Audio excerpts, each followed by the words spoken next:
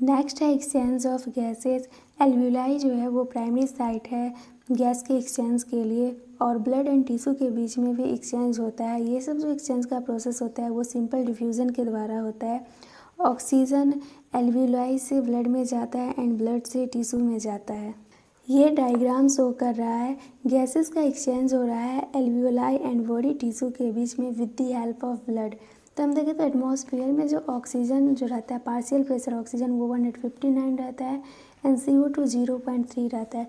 जब हम एल्वियोलाई में आते हैं तो पार्शियल प्रेशर जो ऑक्सीजन का रहता है वो 104 mmHg रहता है and partial pressure carbon dioxide 40 mmHg रहता है। जब हम आर्टरीज में आते हैं तो आर्टरीज में ऑक्सीजनेटेड ब्लड रहता है तो 5 डिक्रीज हो जाता है, तो ये हो जाएगा 95 mmHg and partial pressure carbon dioxide का जितना एल्वियोलाई में है उतना ही रहेगा आर्टरीज में भी। जब हम वेंस में आते हैं तो वेंस से डीऑक्सीजनेटेड ब्लड कैरी करता है तो इसमें पार्शियल प्रेशर ऑक्सीजन 40 mmHg हो जाएगा and partial pressure carbon dioxide 45 mmHg हो जाएगा।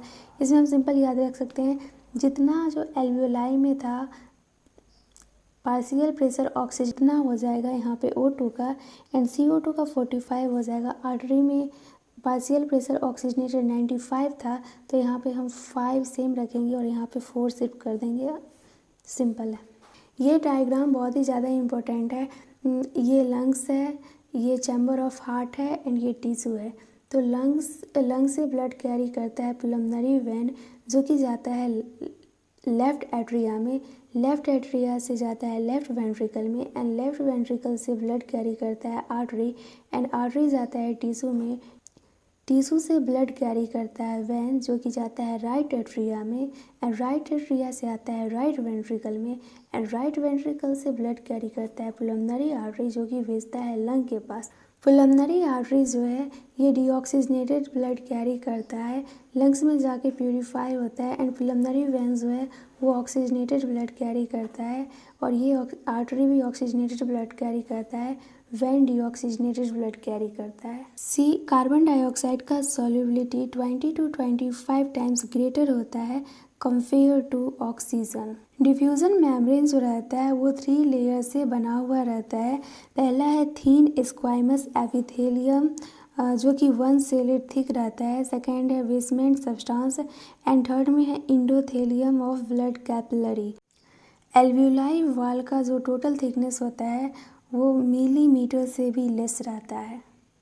नेक्स्ट है ट्रांसपोर्ट ऑफ गैसेस। 97% O2 को कैरी करता है RBC एंड 3% जो बचता है वो कैरी करता है प्लाज्मा एंड कार्बन डाइऑक्साइड को 20 से 25% CO2 कैरी होता है RBC के द्वारा जिसको कि हम कार्बोनो हेमोग्लोबिन बोलते हैं एंड 70% होता है बाइकार्बोनेट के द्वारा एंड 7% कैरी होता है प्लाज्मा के द्वारा। नेक्स्ट है ट्रांसपोर्ट ऑफ गैसेस। हेमोग्लोबिन जो होता है वो रेड कलर का होता है जिसमें कि आयरन कंटेंट रहता है। इस हेमोग्लोबिन जो रहता है वो कैरी करता है 4 मॉलिक्यूल्स O2। यहाँ पे दिया गया है सिग्मॉइड कर्व जिसको कि हम बोलते हैं ऑक्सीजन डिसोसिएशन कर्व। यहाँ पे दिया गया partial pressure of oxygen and ये परसेंटेज सैचुरेशन दिया है। ये ग्राफ बहुत ही ज़्यादा इम्पोर्टेंट है इफ़ेक्ट के स्टडी के लिए। तो यहाँ पे सिंपल है, अगर ये ग्राफ लेफ़्ट शिफ्ट करता है तो ऑक्सी हेमोग्लोबिन का फॉर्मेशन हो रहा होगा, टेम्परेचर डिक्रीज़ कर जाएगा, CO2 पार्शियल प्रेशर जो CO2 का होगा वो डिक्रीज़ कर जाएगा, H+ का कंसनट्रेशन डिक्रीज़ कर जाएगा जिससे कि pH इंक्रीज़ कर जाएगा एंड जब ये राइट ग्राफ शिफ्ट करेगा तो टेम्परेचर इंक्रीज़ हो जाएगा, पार्शियल प्रेशर जो कार्बन डाइऑक्साइड करेगा वो इंक्रीज़ हो जाएगा, H+ कंसनट्रेशन इंक्रीज़ हो जाएगा जिसके वजह से pH डिक्रीज़ हो जाएगा। H बढ़ता है तो pH डिक्रीज़ होता है एंड जब ये होगा तो ऑक्सी हेमोग्लोबिन ब्रेक कर जाएगा। एवरी 100 ml ऑक्सीजनेटेड ब्लड जो रहता है वो डिलीवर करता है 5 ml O2। नेक्स्ट है ट्रांसपोर्ट ऑफ कार्बन डाइऑक्साइड।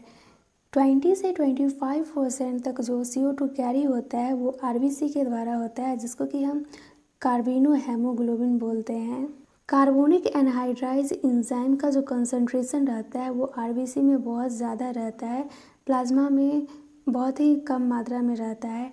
ये एंजाइम जो रहता है फॉरवर्ड एंड बैकवर्ड दोनों रिएक्शन में हेल्प करता है। टिश्यू साइड पर CO2 रहता है हाई, जिसके एंड CO2 डिफ्यूज़ कर जाता है ब्लड से। ब्लड में रहता है RBC एंड प्लाज्मा, जिससे कि ये फॉर्म करता है H2CO3 एंड H2CO3 से बाइकार्बोनेट एंड H+ एंड इसका रिवर्स होता है एल्वियोलाई में। एल्वियोलाई में जो रहता है पार्शियल प्रेशर कार्बन डाइऑक्साइड लो रहता है एंड ऑक्सीजन का हाई रहता है, जिसकी वजह से कि HCO3- से H+ बनता है, H2CO3 बनता है एंड CO2 + H2O बनता है।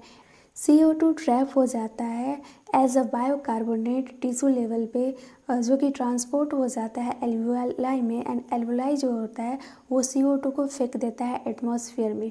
एवरी 100 ml डीऑक्सीजनेटेड ब्लड जो रहता है वो एल्वियोलाई को 4 ml CO2 डिलीवर करता है। नेक्स्ट है regulation of respiration. Human being जो है ये मेंटेन एंड मॉडरेट कर सकता है रेस्पायरेटरी राइथम को, इतना एबिलिटी है। ये सब जो होता है न्यूरल सिस्टम के द्वारा होता है। एक स्पेशलाइज सेंटर जो रहता है वो प्रेजेंट रहता है मेडुला रीजन में, जिसको कि हम बोलते हैं रेस्पायरेटरी राइथम सेंटर। ये प्राइमरी रिस्पॉन्सिबल होता है रेगुलेशन के लिए। एक अनदर सेंटर होता है पोन्स रीजन में, जो कि न्यूरल सिस्टम का ही पार्ट है, और ये इसको हम बोलते हैं न्यूमोटैक्सिक सेंटर, जो कि रेस्पायरेटरी राइथम सेंटर के फंक्शन को मॉडरेट करता है।